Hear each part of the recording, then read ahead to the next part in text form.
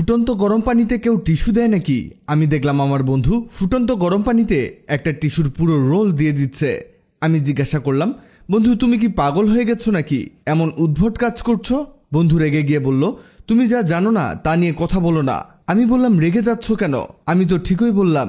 বন্ধু বলল, এই টিস্যু তো তুমি বাথরুমে ব্যবহার করো, কিন্তু কখনো কি এটাকে সিদ্ধ করে দেখেছো কি হয়? আমি বললাম, কি আর হবে, নষ্ট ছাড়া। বন্ধু এবার বলল, নষ্ট হবে না, এটা দিয়ে এমন একটা জিনিস তৈরি হবে যে জিনিসটা তোমার বাসায় অনেক কাজে আসবে।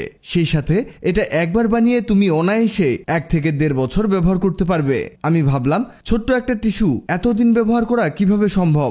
সে বলল, বেশি কথা না বলে দেখো আমি টিস্যুটাকে কেমন নরম করে নিয়েছি, আর টিস্যুটাকে এভাবেই লিকুইড করে নিতে হবে যাতে এটা নরম হয়ে যায়। এরপরে এটাকে তুলে নিতে হবে। সবকিছুই আমার মাথার উপর দিয়ে যাচ্ছে। সে আসলে এটা দিয়ে কি তৈরি করছে এটাই ভেবে পাচ্ছি না। দেখতে দেখতে সে পুরো টিস্যুটাকে বাটির মধ্যে নামিয়ে নিয়ে বলল, এটাকে এবার ব্লেন্ড করতে হবে। আমি বললাম, হায়রে বন্ধু, তুমি দ্রুত মানসিক ডাক্তার দেখাও, তুমি অযথা সবকিছু নষ্ট করে ফেলছো। সে এবার রেগে গিয়ে বলল, তোমার শেখার থাকলে শিখে নাও, তা না হলে পরে গিয়ে আফসোস করবে। আমি আর কথা না বাড়িয়ে বললাম, এটা ব্লেন্ড করা তো কঠিন। সে এবার হাসি মুখ নিয়ে বলল, এজন্যই তো হ্যান্ড ব্লেন্ডার দিয়ে এটাকে ব্লেন্ড করছি, আর সময় নিয়ে ব্লেন্ড করছি। এই দেখো, এগুলো এমন ছাড়া ছাড়া করে নিতে হবে।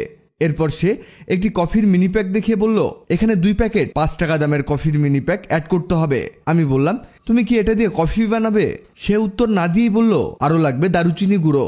এই দারুচিনি গুঁড়ো এতে দিতে হবে 2 চামচ পরিমাণ।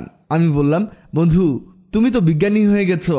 সে এবার খুশি হয়ে বলল, ধন্যবাদ। আমি বললাম, তুমি হইলা কচু বিজ্ঞানী, অযথা সব এক্সপেরিমেন্ট করছো।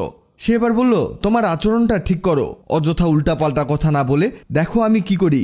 পরে গিয়ে খুশি হয়ে যাবে আর আমাকে অপবাদ দেওয়ার জন্য সরি বলবে। সে এগুলো মনের সুখে মিক্স করতে লাগলো।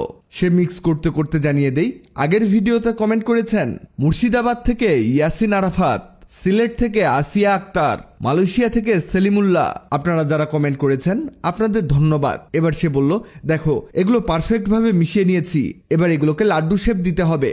সে হাত দিয়ে ঘুরিয়ে ঘুরিয়ে লাড্ডু শেপ দিয়ে নিচ্ছে। আমি শিওর বন্ধুর মাথা খারাপ হয়ে গেছে, সে কি বানাচ্ছে এগুলো। আমি বললাম, এগুলো লাড্ডু বানিয়ে তুমি কি করবে? তুমি কি খাবে?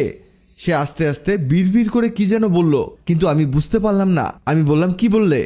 সে বলল, এগুলোকে 1 টাইম কাপের মধ্যে রাখতে হবে। সে একেবারে এগুলোকে খাওয়ানোর জন্য রেডি করে ফেলেছে। আমি হাসতে হাসতে গড়াগড়ি দিতে লাগলাম। সে বলল, হেসো না, এটা তোমার খাওয়ার জন্য বানাইনি। আমি বললাম, তাহলে কি তুমি খাবে? আরো হাসতে শুরু করলাম। সে বলল, আরে না, এটা মূলত পিঁপড়া, টিকটিকি, তেলাপোকা, বিষাক্ত কীটপতঙ্গের জন্য তৈরি করেছি। এটা রান্নাঘরের চিপায়